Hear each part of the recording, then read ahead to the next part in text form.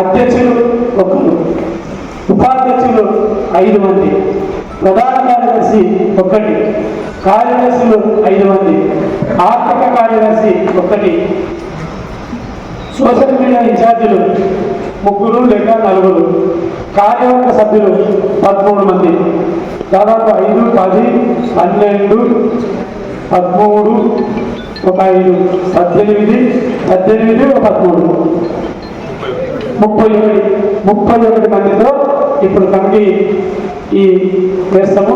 దయచేసి ఆయా పార్టీలో ఉన్న నాయకులు మరి రామచంద్ర రెడ్డి గారిని అడిగితే ఒక 5 మంది పేర్లు వారు ఇవ్వడం జరిగింది.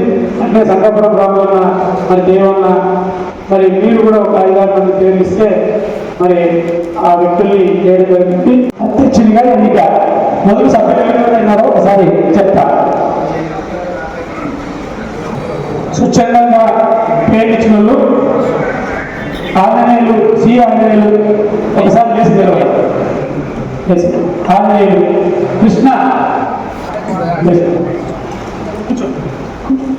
నాయక వెంకటేష్ పరిచయం చేసుకో, సుధాకర్ మండలి, జయదేవ్ రంగసంగపుడు, వీరేష్, రంజిత్, శ్రీనివాసులు సి, మెడికల్ తిరుమల రెడ్డి గారు, శేఖర్ కుమార్, రాజుల వెంకటేష్, ఆంజనేయులు ఎంఆర్పిఎస్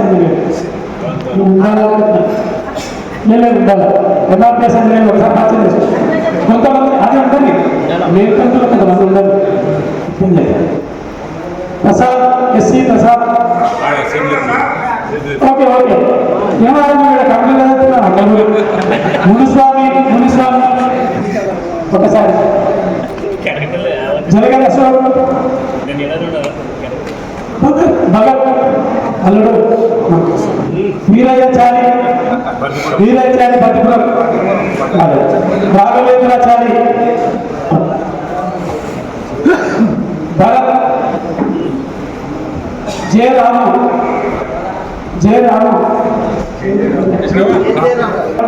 సార్ పేరు, ఆయన రాము ఉద్యోగస్తుల నుండి ఆయన, బుడగజంగా రాజు, కృష్ణవర్ధన్ రెడ్డి కూరగాయ మార్కెట్ అందరికి సుపరిచితుడే, స్వామిదాసన, నాగరాజు ఎంఆర్పిఎస్, నాగరాజు చేస్తున్నాడు, డాక్టర్ రాజు, ఇంకెవరైనా తరగతుల్లో ఉంటే వాళ్ళ ఇష్టం ఏమైనా. ఇప్పుడు అధ్యక్షుడు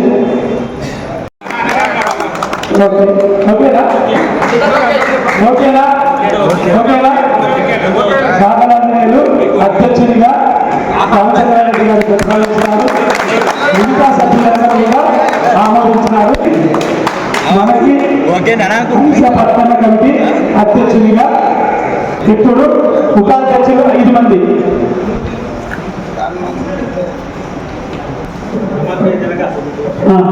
ఐదు మంది ఉపాధ్యక్షుల్ని మొదలు ఉపాధ్యక్షులు ఎన్నుకునే ముందు ప్రధానమంత్రి పోస్టు ప్రధాన కార్యదర్శి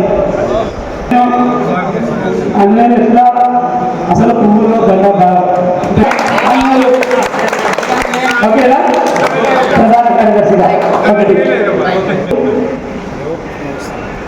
ఆంజనేయులు గారిని ఎన్నుకోవడం జరిగింది. ఉపాధ్యక్షులు 5 మంది కావాలా? ఉపాధ్యక్షుల్లో వీరేషు, ఇంకెవరన్నా ఉండరా?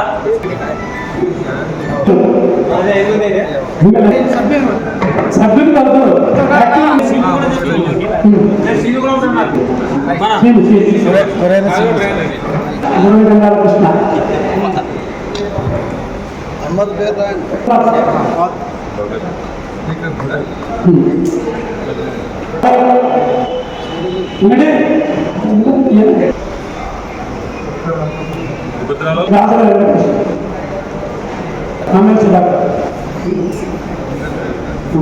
కృష్ణ ఒకరు ఉండాలి.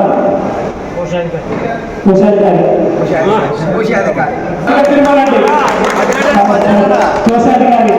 మన కమిటీ మరి అంటే ఐసతైనవాడు పెట్టగలిగినవాడు పెట్టగలిగే గుణం ఉన్నాడు. ఓకేనా?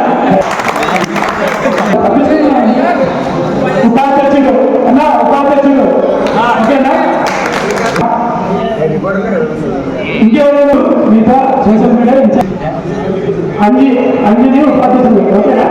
చెప్పు అంజీ ఉపాధ్యక్షుడు వాళ్ళే ఊళ్ళో దాదాపు ఆ కమిటీ సభ్యుల్ని కార్యవర్గ సభ్యుల్ని ఎన్నుకుంటున్నాము. కార్యవర్గ సభ్యులు కాదు సలహాదారు రామచంద్రారెడ్డి, సారు నరసింహారెడ్డి,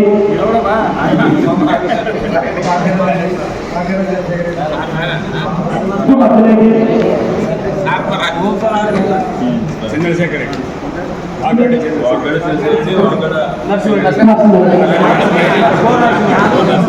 కృష్ణ సారు కాదు కృష్ణ తిమ్మప్ప కాదు తిమ్మప్ప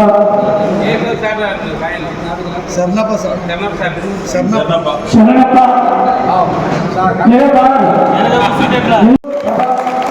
మరి ఆంజనేయుల్ని అధ్యక్షునిగా ఎన్నుకోవడం ఈ సందర్భంగా మన కోసం కాదు, మన వ్యవస్థ కోసం. కాబట్టి మనం ఊరికే సర్టిఫికేట్ చేసుకుని కమిటీ ఏర్పాటు చేసుకుంటే ఇంతకాలం కూర్చుంటే దీనివల్ల ఏం ఉపయోగం లేదు. వీడియో పెట్టి మరి ఈ కమిటీ ఏం చేయాలి, విధి విధానాలు ఏంటి? ఒక 15 రోజులకు ఒకసారి ప్రతి ఆదివారం 10 నుండి 12 గంటల వరకే ఏమి చేయాలో వ్యవస్థ కోసం అనేది ప్రతి 15 రోజులకు ఒకసారి రెండవ ఆదివారం మనం ఒక ప్లేస్ నిర్ణయించుకొని ఒక సమావేశం ఏర్పాటు చేసుకొని ఏదైనా విషయాలపైన మనం నిర్ణయం తీసుకొని ఒక రోజు ఆ కార్యక్రమాలు చేయవలసి ఉంటుంది. వరుసగా 3 సమావేశాలకు రాకపోతే వాళ్ళు రానట్లు లెక్క. అంటే మనమంతా చేస్తేనే సక్సెస్ అవుతుంది. అంతేగాని మనం ఒక పేరు రాయడానికి పదవులు కాదు, ఏం వచ్చేది కాదు. మన భావితరాల కోసం మన కోసం చేసుకునే ఒక కార్యక్రమం. కాబట్టి మేము ఒక గ్రూప్గా తయారు చేసి గ్రూప్లో మెసేజ్ పెడతాము. ఒక ప్రతి విషయం పైన పెడతాము. విషయం ఉన్నా లేకపోయినా ఒక 15 రోజులకు ఒకసారి ప్రతి ఆదివారం ప్రతి నెలలో 2వ ఆదివారం మనం సమావేశం ఎవరి కార్యక్రమాలు వాళ్ళు చేసుకోవచ్చు. ఈ విధంగా వరుసగా 3 సమావేశాలకు రాకపోతే వాళ్ళు ఉన్నా ఒకటే లేకున్నా ఒకటే. మరి ఈ విషయాన్ని కూడా అందరూ గమనించవలసిందిగా విజ్ఞప్తి చేస్తున్నా. అందరూ కలిసి ఆ యొక్క సమావేశం స్థలం కూడా నిర్ణయిస్తాం మరొకసారి. మరి ఈ యొక్క కమిటీ ఎప్పుడు కలిసినామనేది మళ్ళా పెద్దలు ఎవరైనా మళ్ళీ ఒకసారి మనం విధి విధానాలు అంటే